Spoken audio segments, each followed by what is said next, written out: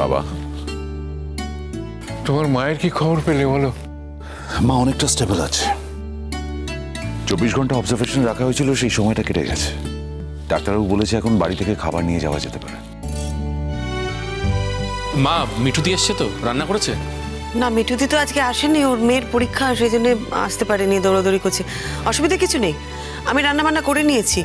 আর আমার মনে হচ্ছিল যে যদি বাড়ি থেকে খাবার নিয়ে যেতে দেয়, আমি কম তেল মশলা দিয়ে রান্না করেছি মায়ের জন্য, ওটা নিয়ে যাওয়া যেতে পারে। হ্যাঁ, ডাক্তারবাবু সেরকমই বলছিলেন। ইনফ্যাক্ট হাসপাতাল থেকে খাবার দিতে পারতো ওরা, কিন্তু ওরা প্রেফার করছে যাতে বাড়ি থেকে নিয়ে যাওয়া যায়।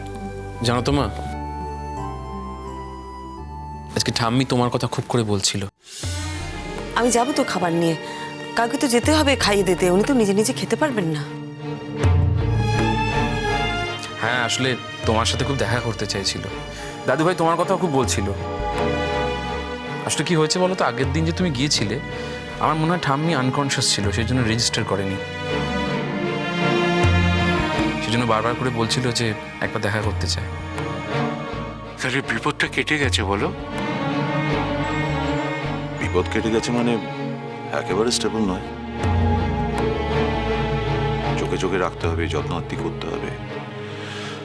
বাড়িতে নিয়ে আসলেও ইকুয়ালি ভালো করে সেবা যত্ন করতে হবে, যেটা বাইরের লোককে দিয়ে করা সম্ভব নয়। কি বলতে চাইছো তুমি? আলাদা করে কিছু বলতে চাইনি বাবা, যেটা বাস্তব, যেটা সত্যি সেটাই বললাম। বাস্তব তো অনেক কিছুই, সব বাস্তব কি আমরা তো খেয়াল রাখি? কিছু কিছু বাস্তব দেখবো আর কিছু কিছু বাস্তব দেখবো না। সুবিধে মতন অবাস্তবের স্রোতে ভেসে যাব, এটা তো ঠিক নয়, তাই না? সরি শ্রীময়, আমি কিন্তু সেরকম ভাবে কিছু বলতে চাইনি। তোমাকে আমি কি বলবো বলো তো, তুমি অলরেডি এত কিছু করছো। এবারে মা বাড়িতে এলে তুমি তাকে সেবা যত্ন করে ভালো করে তুলবে, সেটা তোমার কাছ থেকে আমি এক্সপেক্ট করতে পারি না। যদি সেটা করিও, আমি আমার মানবিকতা থেকে করব। আমি যেখানে থাকি সেখানে থেকে ওনার সেবা করব, এখানে থেকে নয়। এখানে এসেছিলাম তুমি হঠাৎ করে বলেছিলে তাই, কিন্তু এখানে থেকে ভবিষ্যতে ওনার জন্য আর কিছু করা আমার সম্ভব না। মা, আমাদের কিন্তু দেরি হয়ে যাচ্ছে, তুমি খাবারটা আমি নিয়ে এসো। এক্ষুনি খাবার গুছিয়ে দিচ্ছি। তোমার জন্য ওয়েট করছি তাহলে। হ্যাঁ হ্যাঁ, আনছি, এক্ষুনি আনছি। তুমি তো এখন ছুটিতে আছো, আজকে কাজে জয়েন করবে ভাবছো? না বাবা, মা তো সবে স্টেবল হয়েছে, 2 দিন দেখি মা কেমন থাকে, তারপর না হয়। কি ব্যাপার বলো তো, কোনো রেসপন্সিবিলিটি নেই তোমার? এই কি বলতে চাইছো তুমি? আসলে যে বলছে তার তো রেসপন্সিবিলিটির কোনোই শেষ নেই। বাড়িতে শুনলাম আমার কোনো রান্না হয়নি, তাহলে আমি কি খাবো? বাড়িতে চাল ডাল মাছ সবজি সব আছে, রান্না করবে খাবে। না, সেটা সম্ভব না। আমি তো সারাদিন বাড়িতে থাকি না, না, আমার বাইরের অনেক কাজ আছে। তাই নাকি? আচ্ছা, তো কি কাজ করতে হচ্ছে তোমাকে? না মানে চাকরিটা তো আর নেই। রোহিত আঙ্কেল যে চাকরিটা জোগাড় করে দিয়েছিল সেটা তো আর নেই। চাকরি নিশ্চয়ই করতে যাচ্ছ না। অবশ্য হ্যাঁ, ইন্টারভিউ হয়তো দিতে যেতে হতে পারে। তবে সত্যি কথা বলবো, তোমার যে ট্র্যাক রেকর্ড, কোনো ভালো চাকরি কিন্তু তুমি পাবে না। তার থেকে বরং বাড়িতে থাকো, রান্না বান্নার কাজ, বাড়ি কি করে ঠিক রাখতে হয় সেই কাজ, সেটা মন দিয়ে শেখো। ভবিষ্যতে এটাই করতে হবে তোমাকে। এই শোনো, আমার সঙ্গে না তুমি এইভাবে এই ভঙ্গিতে কথা বলবে না, ওকে? তাহলে কিভাবে কথা বলবো? আর তো কোনো পথ খোলা রাখোনি। যে ব্যবহার তুমি আমাদের সাথে করেছো, যে স্বভাবের পরিচয় দিয়েছো, তাতে একমাত্র এইভাবেই কথা বলা যায়। শোনো, আমরা কিন্তু কেউ ঘাসে মুখ দিয়ে চলি না। কারোর দয়ার উপর নির্ভর করে যখন চাকরি জোগাড় করতে হয় না, তখন তার দয়ার হাতটা যখন মাথার উপর থেকে সরে যায়, সেটা লোকে দয়ার উপর নির্ভর করে চাকরিটা টিকবে না টিকবে না। তোকে আমি বারণ করেছিলাম সব ব্যাপারে কথা বলবি না, চুপ করে থাকবি। কি করে চুপ করে থাকবো মা? কানের সামনে কন্টিনিউয়াসলি আলতু ফালতু কথা বলে যাচ্ছে, এটা শুনে না চুপ করে থাকা আমার পক্ষে সম্ভব নয় মা। তুই যখন এ বাড়িতে এসেছিলি তুই তো জেনেই এসেছিলি যে কানের কাছে অনেক কিছু আলতু ফালতু কথা তোকে শুনতে হবে? না না, ও তো ভুল কিছু বলেনি, ও ঠিকই বলেছে। ও তো চাকরি দেখাচ্ছে, বুয়াকে বলেছে তার রেসপন্সিবিলিটি নেই। ওর খাবারের কথা কেউ ভাবছে না। ও যে বাড়িতে খাবার রয়েছে, উনি হাত নাড়িয়ে খাবেন না। মেসোমশাই, হাত নাড়িয়ে কি করে খাবো? আপনার বৌমা তো নিচে রান্নাঘর দখল করে রেখেছে। একটু সুযোগ পেয়েছি, একটু একটা সামান্য ছুতো করে এই বাড়িতে এসেছে আর যাওয়ার নাম করছে না।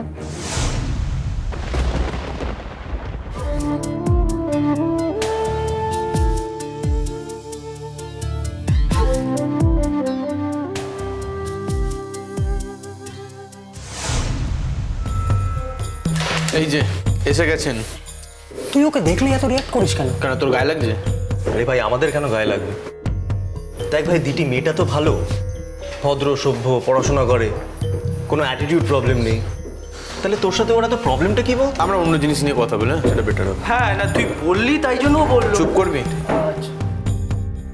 এই তোরা এখানে আছিস? এই শোন না, আমার অনেকগুলো ক্লাস মিস হয়ে গেছে, আমাকে একটু অ্যাটেন্ডেন্স ক্লাসের নোটসগুলো দিবি রে। হ্যাঁ হ্যাঁ, কিন্তু তুই এতদিন আসিসনি কেন? আর সে অনেক ব্যাপার, বলবো আমি। শোন না, আমি যদি নাটক করে বলতে পারতাম না যে কয়েকটা ক্লাস আমার মিস হয়ে গেছে, আমাকে একটু নোটস দিবি রে, তাহলে সবাই আমাকে দিত। তাহলে রেগুলার কলেজ আসার দরকারটা কি? কলেজে আমি পড়াশোনা করার জন্যই আসি, অকারণে বাড়িতে বসে থাকি। নিশ্চয়ই কোনো কারণ ছিল, সেই জন্যই আসতে পারিনি। আর সেই কৈফতটা আমি সবাইকে দেব না। এরকম রিয়াক্ট করছিস কেন? কথাবার্তা বলতে গেলে শিক্ষার দরকার। ওই পড়াশোনা করে 4টে নম্বর পেয়ে কি আর শিক্ষা পাওয়া যায় না? আমার শিক্ষা নিয়ে তো তোমার তো ভাবার দরকার নেই। এই, তুমি নিজেকে কি মনে করো? হ্যাঁ, what do think of your self? হ্যাঁ, তোমার মতন মেয়ের কথা আমি সময় নষ্ট করতে পারবো না। সর্ব কি হচ্ছেটা কি? শোনো, তোমার প্রবলেমটা কি বলো তো? কি প্রবলেম তোমার? আমাকে দেখলে এরকম ভাবে অসম্পতা করো কেন? এই মাইন্ড ইওর ল্যাঙ্গুয়েজ। হ্যাঁ, ইউ মাইন্ড ইউর ল্যাঙ্গুয়েজ। আমি যেচে তোমার সাথে কথা বলতে যাইনি, কিন্তু তুমি আমাকে চেঁচে ইনসাল্ট করছো। আর আমি ওদের কাছ থেকে নোটস চেয়েছি, ওরা দেবে বলেছে। তোমার সমস্যাটা কি? তোমার মতন মেয়েকে নোটস দেওয়া না আমি ক্রাইম হিসেবে কনসিডার করি। এ তোরা চুপ থাক না, তোরা কিছু জানি না, চুপ থাক। কি জানেন ওরা? কি ক্রাইম করেছি আমি? আনসার মি, কি ক্রাইম করেছি? অন্যের মাথায় হাত বোলাতে গেলে এখন তো বাড়িতেও থাকতে হবে। মানে বুঝতে পারলাম না। ও, তুমি কিছুই বুঝতে পারো না। কেন তুমি কলেজে আসছো না তুমি বুঝতে পারছো না? এখন তো অবশ্য তোমাদের অনেক প্রোগ্রাম, এখানে যাওয়া সেখানে যাওয়া, এই রেস্টুরেন্টে খেতে যাওয়া সেই রেস্টুরেন্টে খেতে যাওয়া। একটা ভালোই লোক পেয়েছো, তার মাথা মুড়ি তো সব পয়সায় নিয়ে নিচ্ছ তুমি আর তোমার মা। Just shut up. তুমি আমাকে যা বলার বলো, আমার মায়ের ব্যাপারে একটাও কথা বলবে না। কি ব্যাপার বলতো, কি সমস্যা ওদের? আরে ওর কোনো একজন আঙ্কেল ওদের বাড়িতে আসে, সেটা নিয়েই প্রবলেম বোধ হয়। সেদিন বলছিল, শুনছিলে না? ওই একজন যিনি ওকে গাড়ি করে নামিয়ে দিয়ে গেলেন, উনি।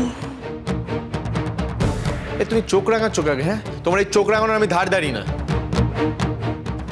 আর তোমাদের এই কথাগুলো না সবাই জানে যে তোমরা একটা লোককে রুইন করে ফেলেছো, শেষ করে দিচ্ছ, তো নিংড়া নিয়েছো। তোমার যার সম্পর্কে এত অভিযোগ, সেই লোকটা তো বাচ্চা নয়। তাকে গিয়ে বলছো না কেন? আমাকে বলছো কেন? তোমার সাহস হয় কি করে আমাকে এইসব কথা বলে অপমান করার? How dare you! Shut up! How dare you! সারাক্ষণ তো আমার মামুর সাথে সেটে থাকো তোমরা। কেন? তার কাছে পয়সা আছে। আর লোকটা বোকার মতন ভাবছে তোমরা তাকে ভালোবাসো। তোমরা যা করো সব তো পয়সার জন্য করো। পাবলিক প্লেসে এভাবে তুমি আমাকে অপমান করতে পারো না। ও, সত্যি কথা বললি পাবলিক প্লেসে অপমান হয়ে যাচ্ছে, তাই তো? এই সর্ব, দিস ইজ টু মাচ। ওকে, দেখ, তোদের মধ্যে যদি কোনো পার্সোনাল ইকুয়েশন থাকে তোরা বাইরে গিয়ে সলভ কর, আলাদা করে প্লিজ। কলেজের মধ্যে এটা করিস না। কিসের পার্সোনাল ইকুয়েশন রে? কিসের? ওর সাথে আমার কিসের পার্সোনাল ইকুয়েশন?